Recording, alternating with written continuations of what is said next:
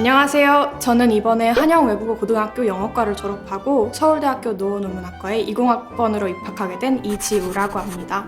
사실 만점은 예상하지 못했기 때문에 점수를 받았을 때 좀 많이 놀랐습니다.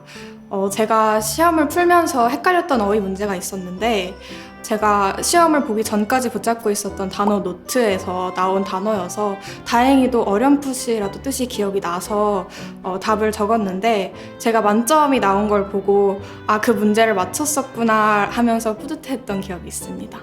저는 이번에 서울대학교 1학년 영어 강의를 반배정을 하기 위해서 탭스 점수가 필요하다고 해서 탭스를 응시하게 되었고 좋은 점수가 나와져서 높은 교양을 배정받을 수 있었습니다.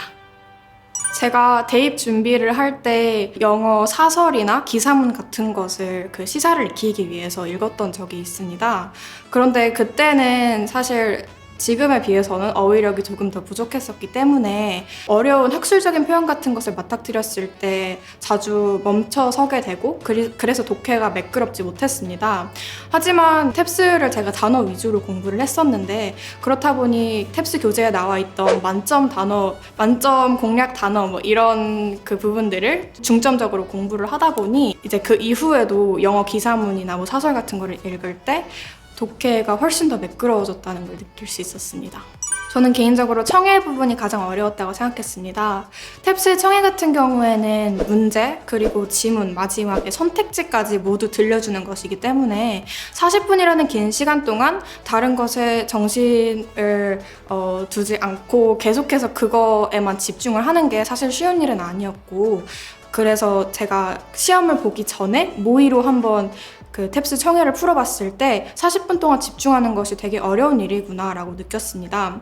하지만 실전에 들어갔을 때는 긴장해서 그런지 다행히 집중이 됐었고 혹시라도 집중이 안 될까봐 연습할 때부터 청해에 나오는 키워드 같은 것들을 계속해서 적어가면서 풀었기 때문에 이런 어려움을 극복할 수 있었습니다.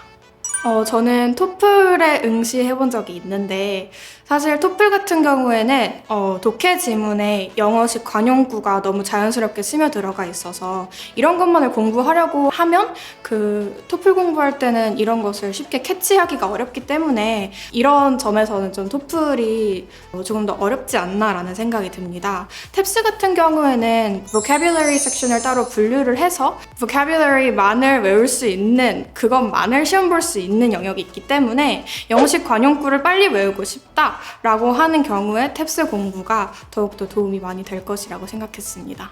저는 뉴탭스 단어책을 구매를 해서 독학을 했습니다. 뉴탭스 단어책에서 그래도 웬만한 단어들은 고등학교 생활을 통해서 많이 익힐 수 있었기 때문에 고득점 단어를 위주로 공부를 해서 모르는 것을 다 적어 놓으면서 그것을 계속해서 복습하는 방식으로 공부를 했고 마지막에 시험에 들어가기 전에 모의고사를 한번 풀어보면서 영역별 유형을 파악했습니다. 사실 저는 영어는 뭔가 모방을 하고 계속 따라하면서 는다고 생각을 합니다. 저 같은 경우에는 어렸을 때 초등학교 고학년 때쯤 초원의 집이라는 시리즈를 읽었었는데 그 시리즈에 너무 빠진 나머지 영어를 작문할 일이 있을 때도 그 작가가 자주 쓰는 표현이나 문장들을 따라 쓰기도 하고 그리고 말을 할 때도 주인공의 화법을 계속 따라하면서 영어가 많이 늘 수 있었습니다.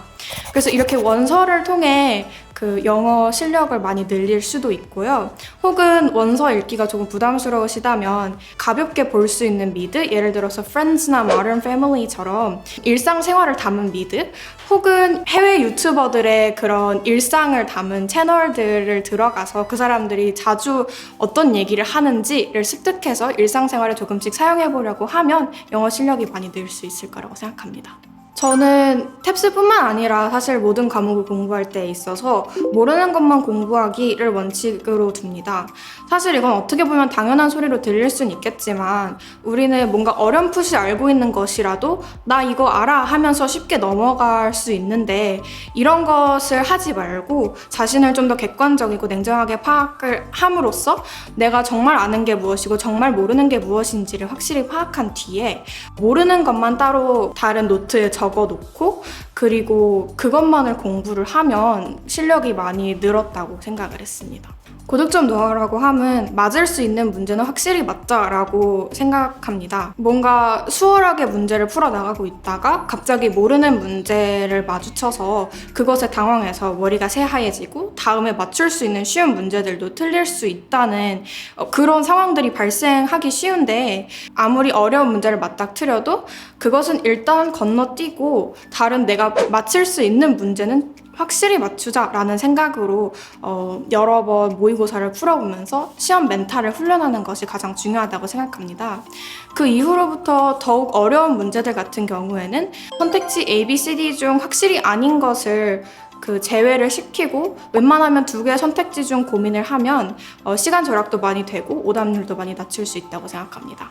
저는 슬럼프가 왔을 때 조금만 쉬어야지 라고 생각하는 순간 그 자리에 그대로 정체해 있을 경우가 많다고 생각을 했습니다. 그렇기 때문에 저는 슬럼프가 왔을 때 평소에 살던 것처럼 아니면 그것보다 더 열심히 살면서 최대한 무기력감을 좀 극복하려고 노력을 했습니다. 정 힘들 경우에는 내가 정말 목표를 이뤘을 때 얼마나 행복할지 그런 상황을 상상을 해보거나 아니면 이 또한 지나가리라를 되뇌면서 저 자신을 위로하면서 지냈습니다. 어느 정도 슬럼프가 극복이 됐을 때부터는 조금씩 자신이 원하는 음악을 잠깐 듣는다던가 아니면 잠깐 산책을 나가는 것처럼 잠깐씩 쉬어가는 시간을 만들면서 번아웃이 오는 것을 최대한 방지하려고 노력했습니다. 사실 모든 시험이 그렇듯 탭스 또한 어느 정도 수준 이상의 실력을 갖추면 그 이후로부터 벌어지는 점수의 격차는 정신력 차이라고 생각을 합니다. 그렇기 때문에 탭스 고득점을 위해 달려가는 길에서 모든 것에 일희일비하지 않고 꾸준히 성실히만 공부를 하게 된다면 원하는 목표 이루실 수 있을 것이라고 생각합니다. 감사합니다.